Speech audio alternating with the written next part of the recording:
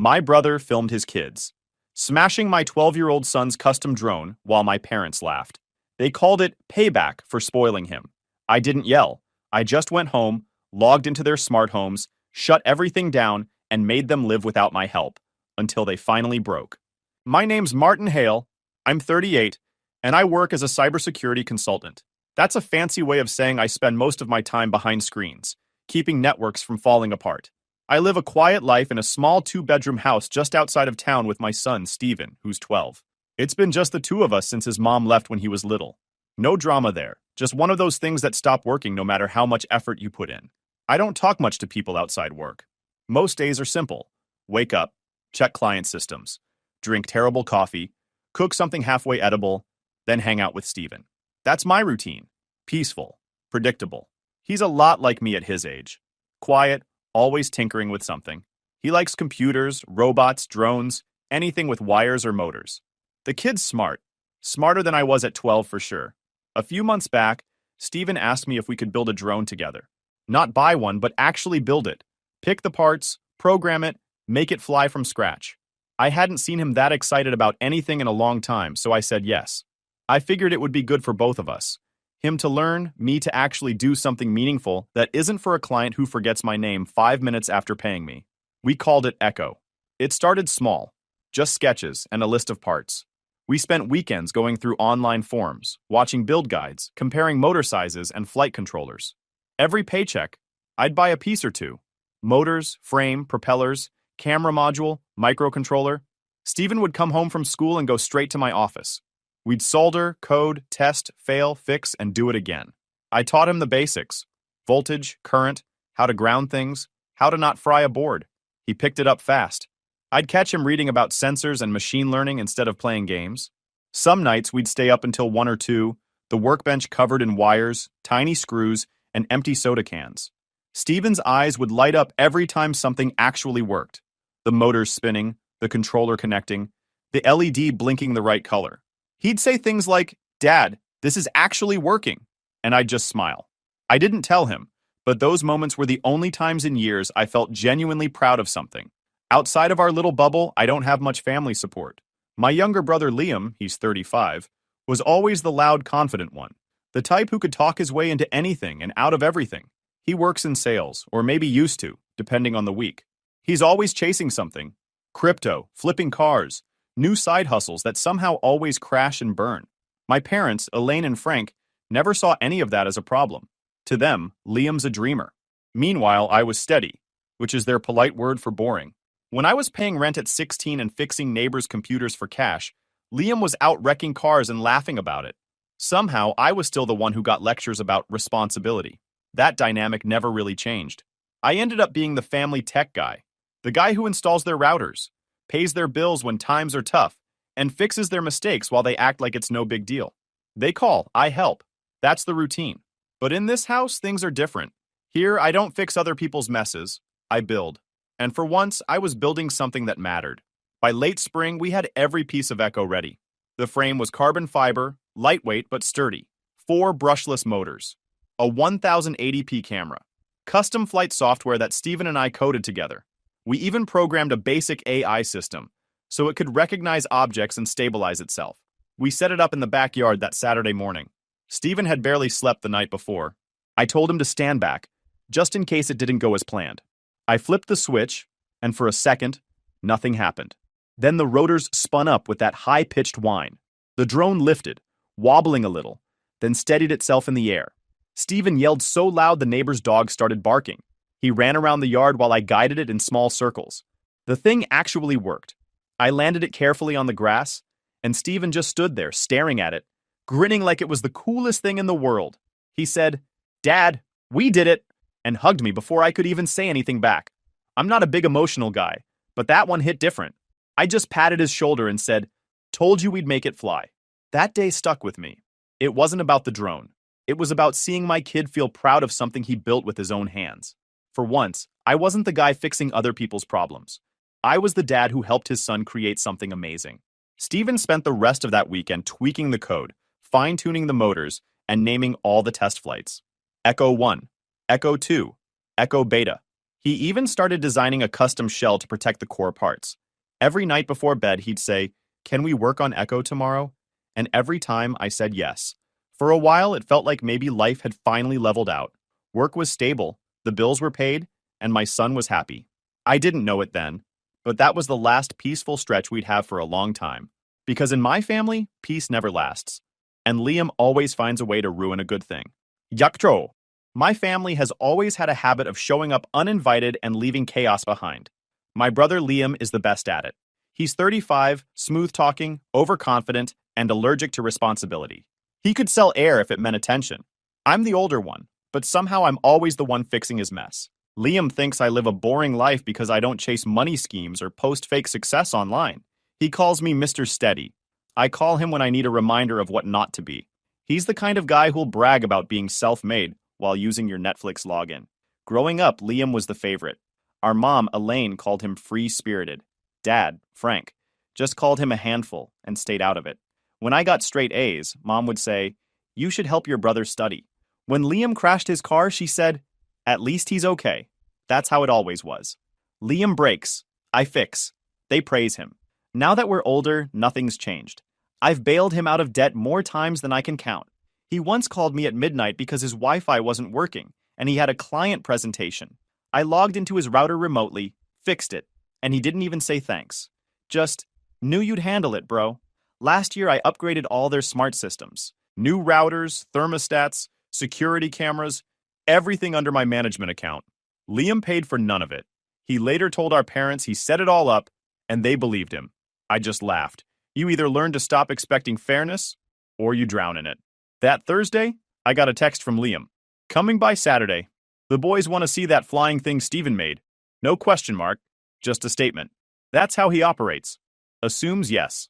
I stared at the screen for a bit. I didn't want his kids anywhere near Echo. Steven's drone wasn't a toy. It was something we built together piece by piece. But Steven saw the message and got excited. "They want to see it? Really?" His voice had that hopeful tone only kids have. I didn't have the heart to tell him no. I texted back, "Sure. Noon's fine." Saturday came. At exactly 12:05, Liam's silver SUV rolled up like it owned the driveway. Loud music shook the windows. His twin boys, Colt and Nash, jumped out before the engine even shut off. They ran straight into the yard, yelling like they'd been released from a cage. His wife, Brooke, stayed in the passenger seat, scrolling through her phone. 2 minutes later, my parents arrived. Mom came in carrying pastries and judgment. "You really should plant something out front," she said, before even saying hello. Dad nodded a lazy greeting and headed straight for the recliner like it was reserved seating. Liam stepped inside, sunglasses still on. "Man, this place hasn't changed since high school," he said, smirking. "You still got that same couch?" "Still holds up," I said. He grinned. "Yeah, practical as always." The twins ran from room to room, bumping into walls, knocking stuff over. Mom called after them, "Careful, boys," in the same tone people use when they don't actually care. Brooke wandered in eventually, barely looked up from her phone and said, "You could use better lighting in here." I poured coffee because that's what hosts do, even for guests you regret inviting. Liam started talking about his business. Every sentence had a brag baked in. "Closed a huge deal last week. Got investors from out of state. Could retire early if I wanted." Mom laughed like she was at a comedy show. Dad nodded every few seconds like a bobblehead. Steven came downstairs holding Echo. "Want to see it fly?" he asked. The twins yelled, "Yes!" before Liam even looked up. We went outside. Steven set it down gently in the grass, powered it up, and stepped back. The rotors spun, lights blinked, and it lifted off smooth and steady. He steered it carefully, just like I taught him. Dad smiled. "That's impressive, Martin. He's got your brain." Liam snorted. "Cute little gadget. Bet it cost you a fortune, huh?" "Just time," I said. "Time is money," he said, grinning. "Some of us don't have that kind of free time." I ignored him. Steven landed Echo perfectly and picked it up, proud. The twins tried grabbing it. "Let us fly it!" "You can't," Steven said. "It's not a toy." "They're fine," Liam said. "Let them try." "No," I said. "They'll break it." He rolled his eyes. "Man, relax. You're so uptight." Steven clutched Echo close. "It's charging time anyway," he said, and ran back inside. Smart kid. We went back in. Mom started criticizing the cabinets. "You could really brighten this kitchen up, Martin." Brooke nodded without looking up. Liam leaned on the counter, smirking. So, you still doing that computer thing? He asked. Cybersecurity consulting, I said. Right, right. Sitting in front of screens all day. Must be thrilling. Pays the bills. He laughed. Yeah, but man, you gotta live a little. You're turning into a machine. I just stared at him. Better a machine than a scam artist. He blinked, then laughed it off, like I was joking. When they finally left, the house looked like a storm had passed through. Wrappers on the floor, muddy footprints. One of my speakers knocked over. Stephen was still smiling, though. He said, Uncle Liam liked Echo. I didn't correct him. No point. I cleaned up quietly while he talked. Deep down, I had that heavy feeling again. The one that shows up every time Liam visits. He never leaves without breaking something. I just didn't know yet how bad this one was going to be. The afternoon dragged on, and everyone had moved into the living room. Liam was mid-story, waving his hands like he was giving a TED talk about his business empire. According to him, he was one big client away from retiring early. Mom, of course, sat on the edge of her seat, nodding and smiling like he was a genius. Dad just gave his quiet grunts of approval every few sentences. I sat there, half listening, half watching the clock. Every story Liam told somehow ended with him saving the day, or closing a deal no one else could. He had that salesman voice that fills every corner of a room, whether you want it to or not. Stephen was sitting beside me, polite but restless. After about 10 minutes, he whispered, I'm gonna go work on Echo. I nodded. Stay upstairs, buddy. Liam didn't notice him leave. He was too busy bragging about his network expansion. Mom chimed in with, You always were so driven, Liam. Just like your father. Frank barely looked up from his phone. I didn't say a word. Then came the sound that made every hair on my neck stand up. A loud, heavy crash from upstairs. Metal hitting something solid, followed by a sharp crack and high-pitched laughter. I was off the couch before my brain even caught up. My heart dropped. I knew that sound. I took the stairs 2 at a time. When I reached Stephen's room, it looked like a storm had gone through it. Echo was in pieces across the floor. Propellers bent, the mainboard split, wires hanging like torn veins. The camera was smashed. The smell of burnt circuits filled the air. Colt and Nash stood in the middle of the mess, laughing hysterically, each holding their phones, recording it. One of them had a small aluminum bat in his hand, dented near the end. Stephen was in the corner by his bed, his face buried in his knees. His shoulders were shaking, no sound coming out, just silent crying. I froze. Everything inside me went quiet. My brain went blank except for the sight of that shattered drone. 3 months of work. All those nights soaring, coding, building with Stephen. Gone in seconds. Then I heard another sound behind me. More laughter. Liam stood in the doorway, phone out, recording the scene. He had that smug grin on his face. Man, you should see your face right now, he said, chuckling. Mom hovered behind him, a brittle smile that didn't reach her eyes. Dad stared at the floor and said nothing. Neither of them stepped in. What did you do? My voice came out low and flat. Liam shrugged. Relax, it's just a toy. The boys were having fun. You spoil Stephen way too much. Consider it a little payback.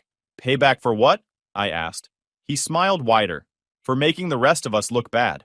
You build him all this fancy stuff, and my kids start asking why they don't get the same. So yeah, this levels the field a bit. Mom laughed softly. Oh, come on, Martin. It's not the end of the world. They're kids. Kids with a metal bat, I said. Dad shook his head like I was overreacting. It's a learning experience for Stephen. He'll build another one. Behind them, the twins started pretending to swing the bat again, yelling, boom, and headshot. Liam was still recording. You've got to see this footage later. It's hilarious. I looked at Stephen again. He hadn't moved.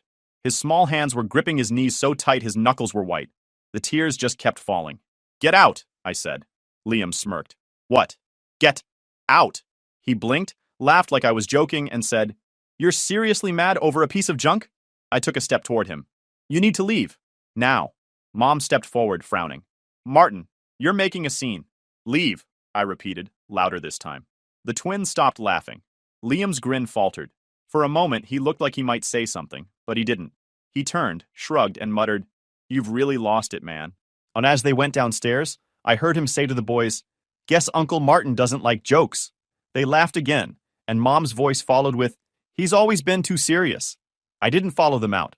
I stayed there, staring at the pieces of Echo on the floor. The bent frame, the split mainboard, the cracked camera lens. Stephen hadn't moved. I knelt beside him, but he wouldn't look up. When I finally heard the front door shut, I picked up what was left of the drone, one piece at a time. I didn't try to fix anything. I just laid it all out on the desk. The room smelled like melted plastic and dust. Stephen finally whispered, "Why did they do that?" I didn't have an answer. That night, after I got him to bed, I sat alone in the workshop. The only light came from the desk lamp. The broken drone was laid out in front of me, parts scattered like evidence of something worse than just destruction. I wasn't sad. I wasn't even angry anymore. It felt like a switch had flipped somewhere deep inside me, and everything after that was just quiet. I turned off the lamp and sat there in the dark for a long time, staring at the outline of what used to be something beautiful we built together. That was the night I stopped letting them get away with it. That night, after they left, the house was too quiet. Stephen had cried himself to sleep, and the workshop still smelled like burnt plastic. I sat there for a while, staring at the pieces of echo on the desk, every cracked circuit and twisted wire. I'd fixed a lot of things in my life, but this one wasn't getting fixed. The longer I looked at it, the more I realized it wasn't about the drone. It was about everything that came before it. Years of being the family's emergency contact for every little issue. Router won't connect? Call Martin. Streaming account expired? Call Martin. Can't log into the thermostat app? Martin. I'd built their systems, wired their homes, paid for half of it, and somehow I was still the boring one. Every account, every smart lock, every router, they all ran through me. I didn't think much of it before. It just made things easier. If something broke, I could fix it remotely. I'd done it so often it had become habit. But that night, staring at those shattered parts, it hit me. I'd handed them control of my time, my effort, my patience, and they'd never respected it. No yelling this time, no lectures, no guilt trips, just clarity. I walked to my office, turned on my main system, and watched the monitors light up. Rows of status indicators blinked to life. Routers, smart devices, cloud accounts. The admin dashboard filled the center screen. Across the top it read, Client Systems, Hale/Rowe Family Network. 2 main nodes, Liam and Brooke, Rowe, Household and Parents, Hale, Household. Everything green, everything running perfectly. I sat there for a second, watching the little status lights blink like nothing had happened. Then I opened a text editor and started typing. Years of favors, 2018. Paid $900 for Liam's network upgrade. Never reimbursed. 2019. Set up security cameras for parents. 6 hours of work. 2020. Paid for replacement modem. Forgot to pay me back. 2021. Fixed Liam's crypto wallet recovery. Never even a thank you. 2023. Installed new smart lock. He called it my hobby. The list went on. Small things maybe, but they added up. Every moment where I let it slide. I didn't write it out for revenge. I wrote it to remind myself how much I'd given to people who never cared. When I was done, I scrolled to the bottom and typed a new line. Echo Protocol. Step 1. Disconnect. My fingers hovered over the keyboard for a second. I opened the admin console again. It showed the full list of connected systems. Row Household. Wi-Fi mesh network. Smart locks. Thermostat. Security cameras. Cloud backup streaming accounts. My parents' household. Wi-Fi router. Smart thermostat. Doorbell TV system. Digital frames. Security cameras. Voice assistant. All of it under my control. I started with Liam's house. Logged into the router interface and changed the SSID name from row home to access denied. Then I changed the Wi-Fi password to a 30-character random string, queued remote configuration to disable after I was done, and locked out every device. Next were the streaming accounts. Netflix, Hulu, Prime, Disney, all registered under my recovery email. I reset each one, changed the passwords, and enabled 2-factor authentication tied to my phone. Logged out every device associated with their IP address. I disabled their smart lock remote control feature, forcing manual key entry. I powered down the smart lighting hub. Without it, the bulbs default to off. I adjusted the thermostat schedule. 78 degrees Fahrenheit daytime, 60 degrees Fahrenheit at night. Not enough to damage anything, just enough to make life uncomfortable. Then I moved on to my parents' system, changed their TV app passwords, turned off the voice assistant, and disconnected their cloud photo frame. I disabled the doorbell's chime integration and push alerts. Camera still on, no in-house ring, and forced the smart thermostat into eco mode with manual control only. I pushed a 1-pixel black image as the only local asset, so the frame shows nothing but black. Once the last remote tasks finished, I killed remote admin across both nodes. Each change took seconds. The screen filled with green indicators slowly turning red. Offline. Offline. Offline. No noise, no drama, just precision. When I finished, I sat back and looked at the screen. The two main nodes, row household and Hale household, were gray. No connection, no access. I saved the document on my desktop. Echo protocol. I didn't smile, didn't feel triumphant. It wasn't about getting even, it was about balance. For once, they'd live a day the way I had lived years, dealing with broken systems, no one answering their calls, no one fixing their problems. I took one last look at the screen. Across the dashboard, a message appeared briefly. Connection lost. Remote systems unreachable. I closed the laptop. The hum of the cooling fan faded. The house went silent again. But this time the quiet felt steady. 2 blocks over, at Liam's place, the lights flickered once, then went dark. I stood up, turned off the lamp, and went to bed. By the next morning, the messages started. The first was from Liam. Bro, internet's down. You touched something? Then, another 10 minutes later. Wi-Fi still out. Office server won't load. My whole setup's dead. An hour after that, a call. Then another. Then 5 more. I didn't answer any of them. I poured a cup of coffee and opened my laptop. Not to fix anything, but to start a new project with Steven. We were writing code for a new interface. Nothing fancy. Just something small to keep his focus away from what happened to Echo. He was calmer now. Focused. Asking questions again. That was all I needed. The phone kept buzzing. It didn't stop all morning. Liam's name. Mom's name. Even Brooks. I let every one of them go to voicemail. Around noon, an email came through. From Elaine Hale. Subject. Something's wrong with the thermostat. Can you check it? It's freezing here and the doorbell doesn't ring anymore. I took another sip of coffee and scrolled past it. My inbox was filling up with their problems. Streaming accounts locked, login errors, security camera feeds gone. Every issue they dumped on me over the years had now landed back in their laps. Steven leaned over. You're not gonna fix it? No, I said. Not this time. He didn't ask again. Just went back to typing, humming quietly. By evening, Brooks' email arrived. Longer this time, all caps in the subject line. Subject. Urgent. I can't access my work account. Everything is disconnected. I can't even log into the cloud storage. Please, Martin, I'll lose my job if this keeps up. I typed one short reply. Ask your husband. Then I closed the window. Half an hour later, I heard tires screech outside. The door rattled with pounding. Martin, open the damn door! I didn't move right away. I finished saving the code Steven had been working on, told him to go to his room, and only then walked to the door. When I opened it, Liam stood there, red-faced, sweating, phone in one hand. What the hell did you do? He shouted. I leaned against the doorframe. Afternoon, Liam. My Wi-Fi's gone. My accounts are locked, and I can't get into my crypto wallet. Every login rejects me, and your stupid system says I don't have permission for my own network. You think this is funny? I never touched his wallet. I don't have his keys, and I don't need them. You broke what was mine, I said quietly. Now you're learning what it feels like to lose control. He blinked. Are you serious? You're actually doing this because of a drone? It wasn't just a drone. He stepped closer. You're gonna fix it, or I'm calling the cops. For what? Taking back my property? His jaw clenched. You're insane. No, I said. I'm done being used. He held up his phone. I'll tell Mom and Dad you're threatening me. They already called, I said. Their thermostat doesn't work. Neither does their doorbell. He stared at me like he couldn't process it. You shut them off too? They relied on me for everything. Now they get to manage it themselves. You think this makes you some kind of hero? He snapped. No, I said. It just means I finally stopped being your servant. Liam took a step forward, voice rising. You can't do this to me. I need that network. My clients. Your clients aren't my problem, I said. Everything I built for you, I own. Everything you use runs through me. You don't like that? Learn how to fix it yourself. For a moment, he looked like he might hit me. His hands balled into fists. Then he realized something. Maybe that anger wouldn't get him what he wanted. He stepped back, shaking his head. You've lost it, he said. You think this makes us even? You're destroying the family. The family destroyed itself, I said. I closed the door.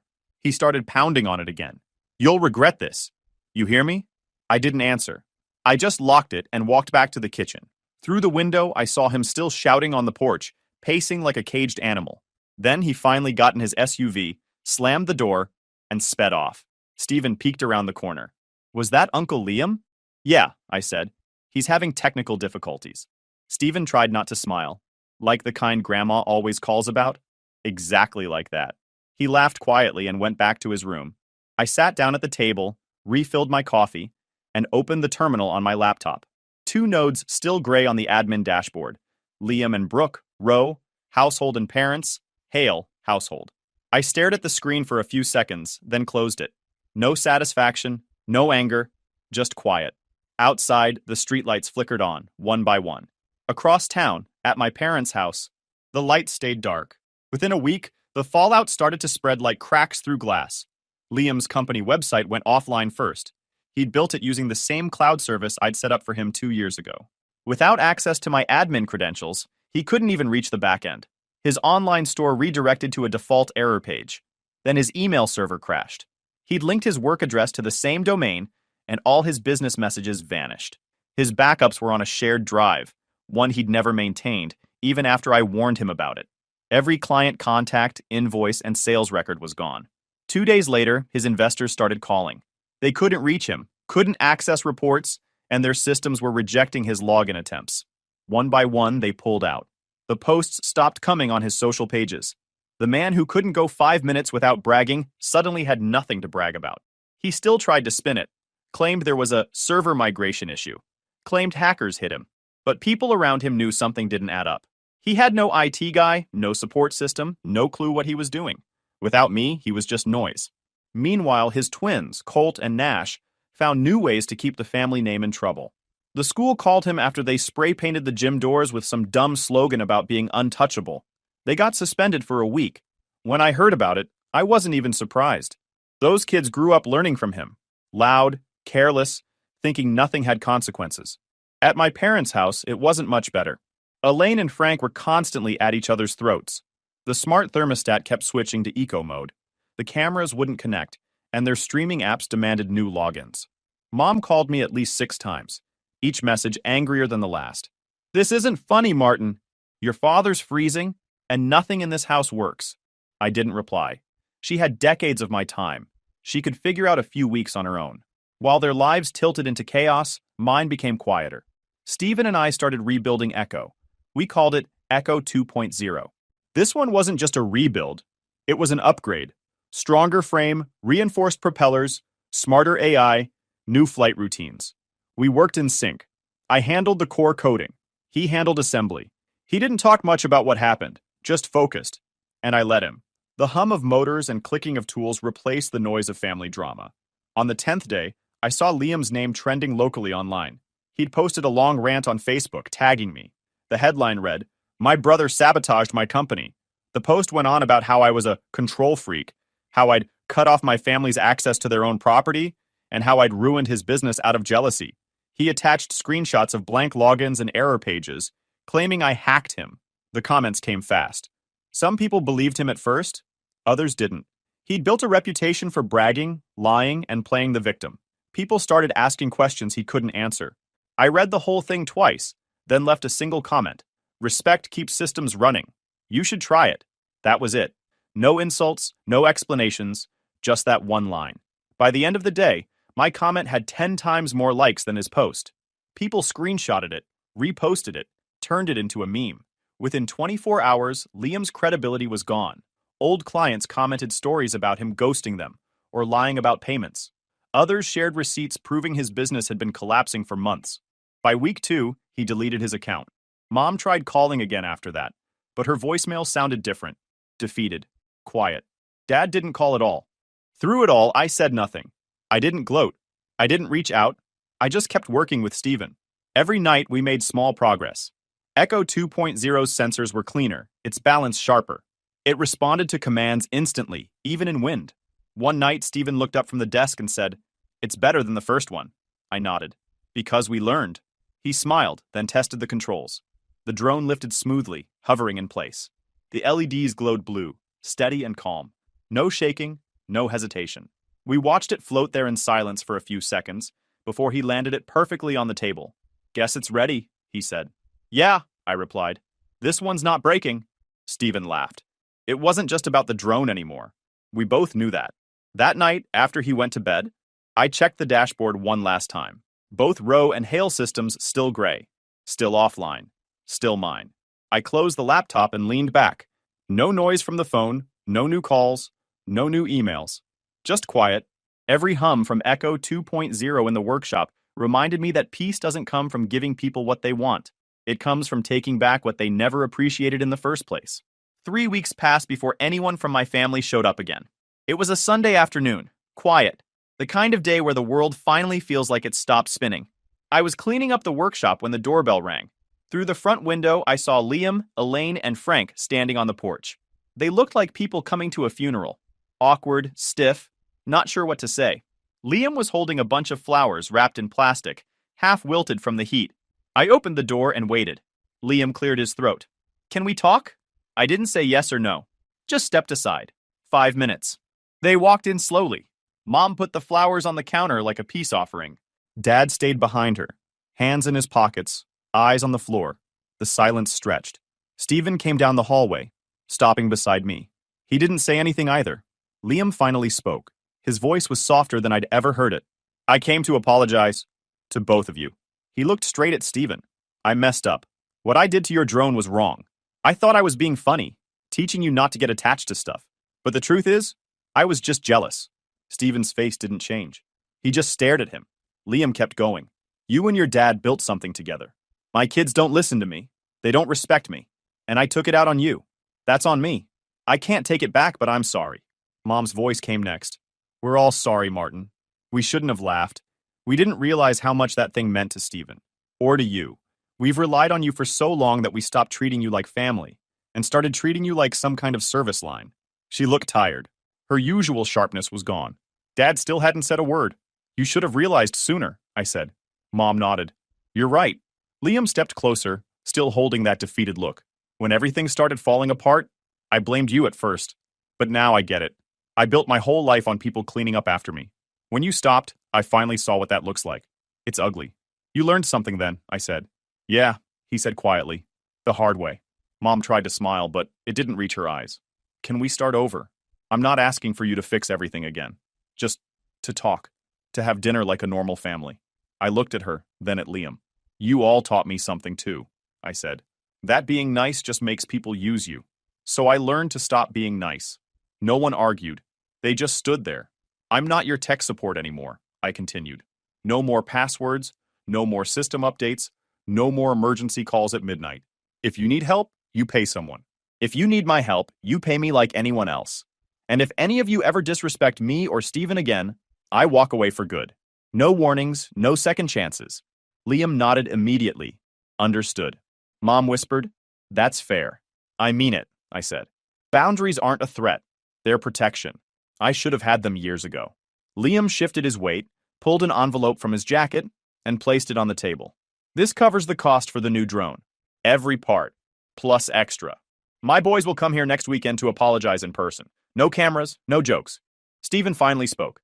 "They better mean it." "They do," Liam said. "They've had a rough few weeks. Lost a lot of privileges." Dad finally looked up. "You were right, son. We all depended on you too much." I nodded. "Then stop."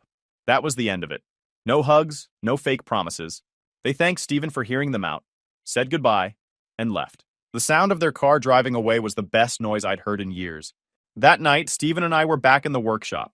Echo 2.0 hovered in front of us, perfectly balanced, the blue LEDs pulsing like a heartbeat. The air hummed softly. Stephen leaned back in his chair, watching it hover. "It's better than the first one," he said. "Because we built it smarter," I told him. He grinned. "And stronger.